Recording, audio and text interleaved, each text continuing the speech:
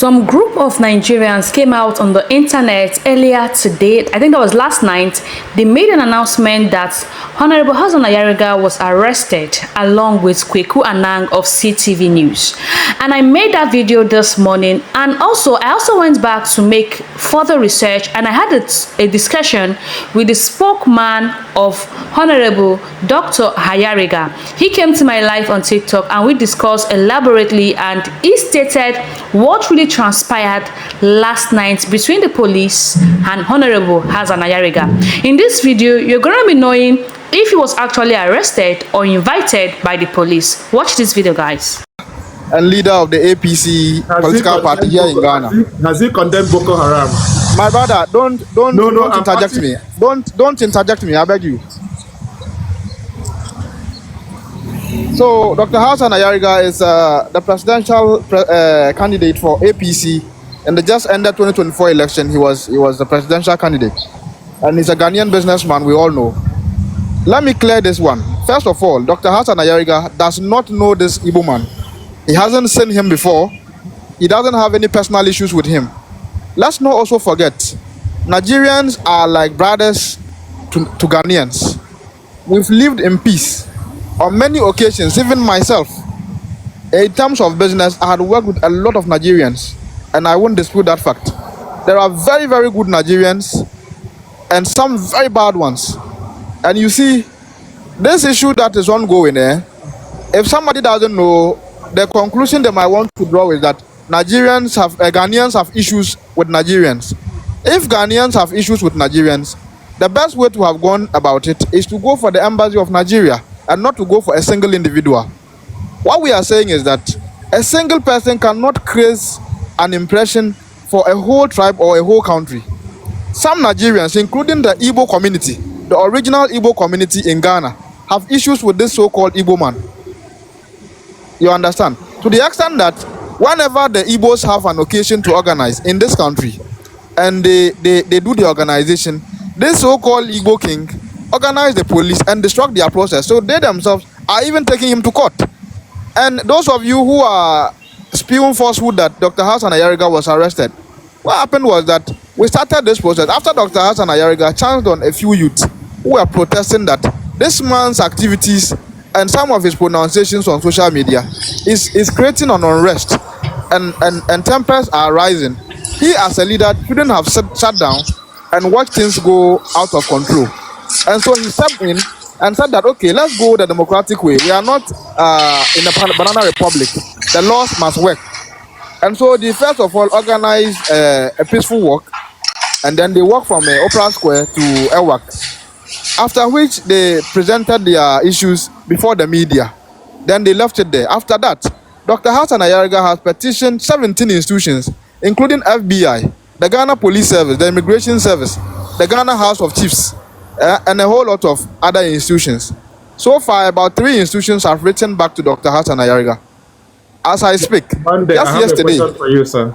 Don't worry, when I finish, just yesterday, the Igbo man went to the CID and reported that Dr. Hassan Ayariga has threatened his life for saying that he is going to do a citizen arrest on Saturday if the Ghana government doesn't take the Igbo man out of the country.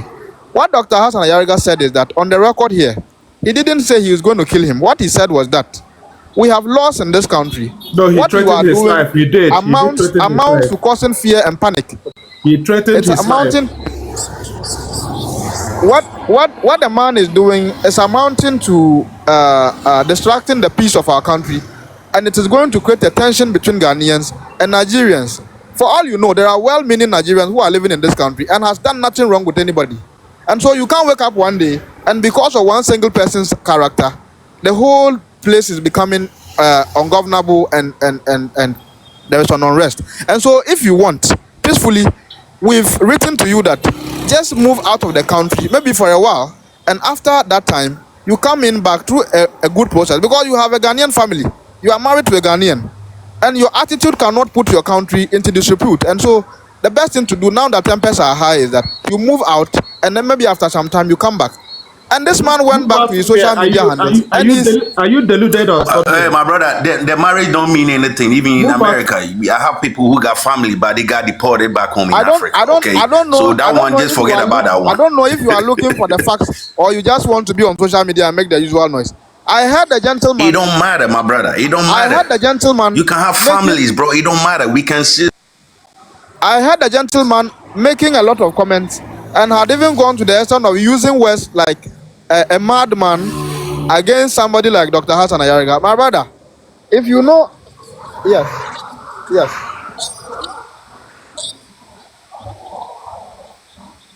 yes. He was not arrested as the law demands. When you are invited, you are.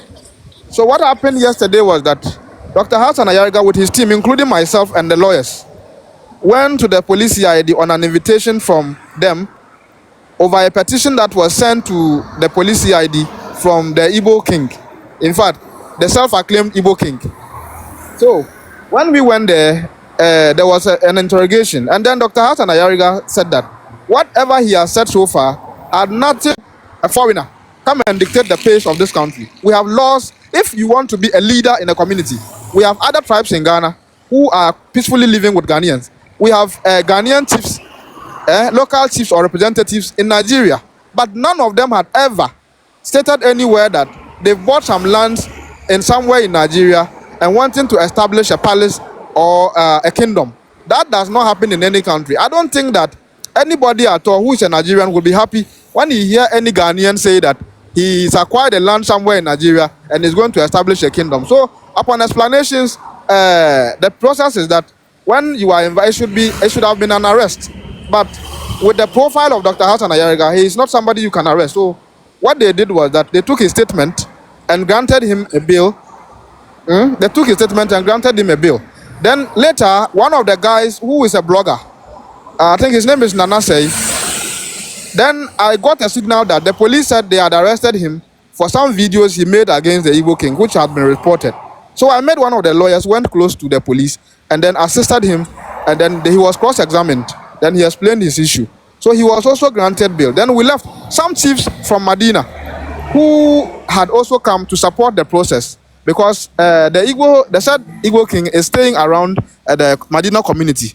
And the chief of Medina himself said he is not happy with what is happening. And so on Saturday, if we are going on a peaceful march to demand the deportation of the Igbo king, he is willing to bring his youth to support the process.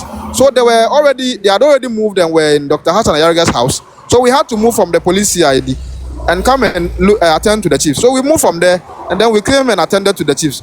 So anybody who is spewing falsehood anywhere that Dr. Hassan Ayariga was arrested and detained and whatever, it's a lie and it is not true. So if you want clarification on that one, that is what happened yesterday. There was nothing like somebody being arrested and detained anywhere. That is Legon for some clarifications over the same Igbo king who had gone to report to the East Legon police that his life has been threatened. So yesterday we were here, we explained our issues and we had to leave. And this morning we had been invited again to come for some peaceful talk. So we are here to do our peaceful talk and then we leave. There is nothing like an arrest. The citizen from another country cannot come and dictate the pace of our country.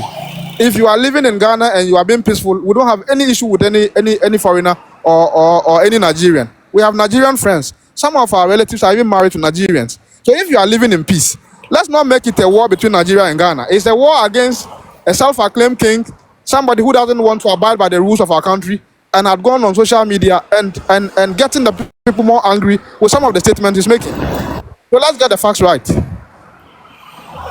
We have questions to ask you, Mr. Gandhi. We are having a press conference this afternoon to address the world and Ghanaians and even our Nigerian brothers on what is happening. I am making it clear here on record that nobody has an issue with a Nigerian. We are not against Nigerians, but we are just against a single individual who have decided not to abide by the laws of this country. I traveled to Nigeria myself. I will not go to Nigeria and go and make myself an acclaimed chief. It is not done anywhere, and that is what we are fighting against. So this afternoon, we'll be having a general press conference to address the world.